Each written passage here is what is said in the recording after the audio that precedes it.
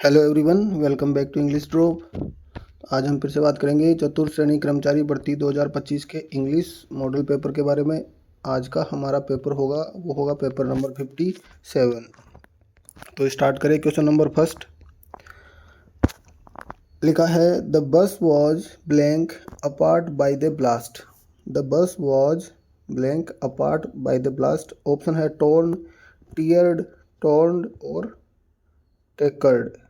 तो यहाँ पर देखो, टीयर है अलग होने के लिए। यहाँ पे क्या दिया गया, टीयर का मतलब एक तो आंसू होता है और एक टीयर का मतलब फाड़ना होता है, मतलब अलग करने के लिए। लेकिन इसकी जो सेकंड फॉर्म होती है वो टीयर्ड और टोर्न्ड नहीं होती, और टेकर्ड ऐसी कोई स्पेलिंग नहीं है। तो बचा क्या हमारे पास, ऑप्शन ए। अब ये है थर्ड फॉर्म। अब थर्ड फॉर्म कैसे आई, क्योंकि देखो यहाँ पे क्या दिया हुआ, वॉजवर। अब वॉजवर के बाद में थर्ड फॉर्म का यूज हुआ है, क्योंकि सेंटेंस किस में है, पैसिव वॉइस में, कि जो अलग होने का काम किया वो किसने किया, ब्लास्ट। तो यहाँ पर ये पैसिव वॉइस है, और पैसिव वॉइस में वॉजवर के बाद में थर्ड फॉर्म यूज होती है, और टीयर की थर्ड फॉर्म होती है टोर्न। तो यहाँ से आंसर हो जाएगा ऑप्शन ए। नेक्स्ट है question number 2। Everyone of the boys blank to ride a bike. Everyone of the boys, देखो द बॉयज प्लूरल है, लेकिन इससे पहले क्या है, एवरीवन, मतलब ईच की बात हो रही है, इंडिविजुअल की बात हो रही है, अकेले की। तो यहाँ पे loving, love, loves singular subject के साथ वर्ब के फर्स्ट फॉर्म प्लस एस या एस का यूज होता है। ऑप्शन सी है वो करेक्ट आंसर हो जाएगा। नेक्स्ट है, choose the passive voice. They proclaimed him king. Passive voice बनाना है इसका, प्रोक्लेम्ड सेकंड फॉर्म है। सेकंड फॉर्म आए तब किसका यूज करते हैं, वॉज वर्ब का। तो यहाँ से ऑप्शन में दिखा है, he was proclaimed king bye them. यहाँ पे ऑर्डर्स वर, ऑर्डर का कोई यूज नहीं होगा, यहाँ पे ऑर्डर है ही नहीं सेंटेंस के अंदर।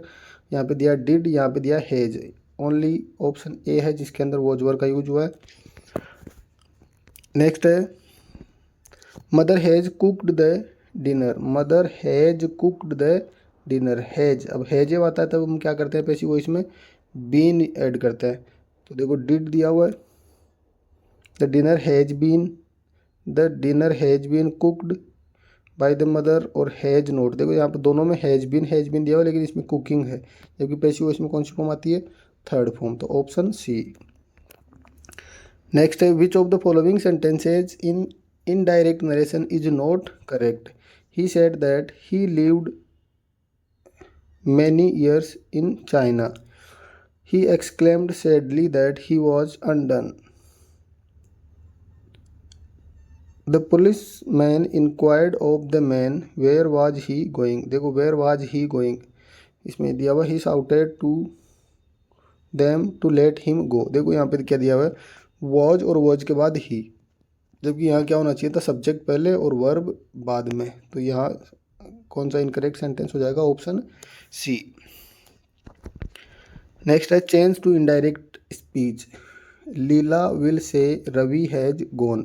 लीला विल, देखो इस बार रिपोर्टिंग वर्ब में विल आया है। तो जब भी रिपोर्टिंग वर्ब में प्रेजेंट या फ्यूचर टेंस हो तो रिपोर्टेड स्पीच का टेंस चेंज नहीं होता, मतलब हेल्पिंग वर्ब जो दी हुई रहती है वो की वही रखते हैं, टेंस को चेंज नहीं करते। और यहाँ पे जो विल है तो विल का विल रहेगा, वुड नहीं होगा। Will say that Ravi has gone, was told भी नहीं होगा। इसका मतलब ऑप्शन बी है वो करेक्ट आंसर हो जाएगा। नेक्स्ट है, the horse ran blank the field. The horse ran और फील्ड, फील्ड का मतलब आ गया खेत, और दौड़ने की बात हो रही है, जो घोड़ा है वो दौड़ता है फील्ड, तो खेतों के आर पार, एक ओर से दूसरी ओर, एक क्रॉस उनको पार करता है। बीनीथ का मतलब नीचे, अंडर का मतलब नीचे, इन सब का मतलब नीचे होता है, और एक क्रॉस का मतलब आर पार। तो यहाँ से ऑप्शन ए है वो राइट आंसर हो जाएगा। नेक्स्ट है, he was blank the first man to arrive. अब देखो क्या लिखा हुआ है, फर्स्ट मैन। जब भी ये फर्स्ट सेकंड ऐसा लिखा हुआ है, first second third fourth fifth, इनको कार्डिनल नंबर कहा जाता है, और कार्डिनल नंबर से पहले हमेशा आर्टिकल द का यूज होता है। तो यहाँ से ऑप्शन सी है वो राइट आंसर हो जाएगा। नेक्स्ट है, he climbed a truck with aboard, below और अमंग। देखो बिलो का मतलब नीचे, ट्रक के नीचे नहीं, ट्रक के साथ नहीं चढ़ना होता, ट्रक के ऊपर चढ़ना होता है। अमंग का मतलब बीच में होता है। तो बचा क्या, अबोर्ड। अबोर्ड का मतलब होता है ऊपर चढ़ने के लिए।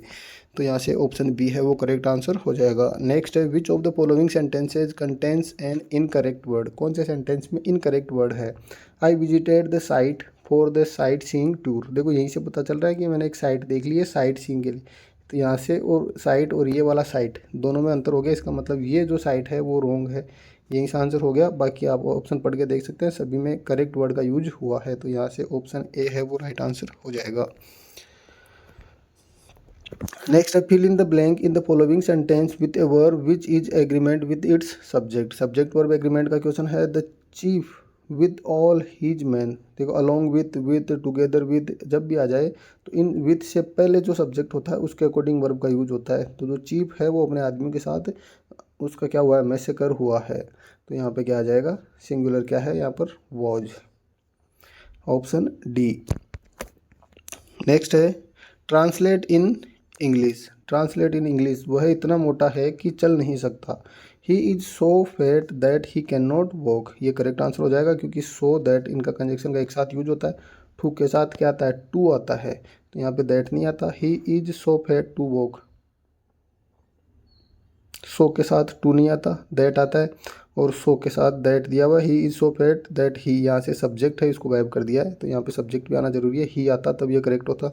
इसका मतलब हमारा ऑप्शन ए है वो राइट आंसर हो जाएगा। नेक्स्ट है सुबह से बारिश हो रही है। सुबह से बारिश हो रही है। It is raining all morning, सब पूरी मॉर्निंग बारिश हुई तब होता, पूरी सुबह बारिश हुई, सुबह से लेकर अभी तक हो रही है। इसका मतलब क्या आ जाएगा, it has been raining, from नहीं आता, it has been raining since morning, क्योंकि मॉर्निंग है वो पॉइंट ऑफ टाइम है और पॉइंट ऑफ टाइम के लिए सिंस का यूज होता है, ऑप्शन डी। नेक्स्ट है एकेडमिक के लिए सही पारिभाषिक शब्द है शिक्षा स्थल, शैक्षणिक संस्था या परिषद। तो एकेडमिक का मतलब क्या होता है, शैक्षणिक। Change from interrogative to assertive, interrogative से किस में चेंज करना है, असर्टिव, सिंपल सेंटेंस में। Can their fame ever fade, their fame must not fade, their fame will raise, their fame will glow, their fame can be never, can never fade. तो यहाँ से क्या हो जाएगा, ऑप्शन डी है वो right answer हो जाएगा। तो ये था आज का हमारा पेपर। Thanks for watching.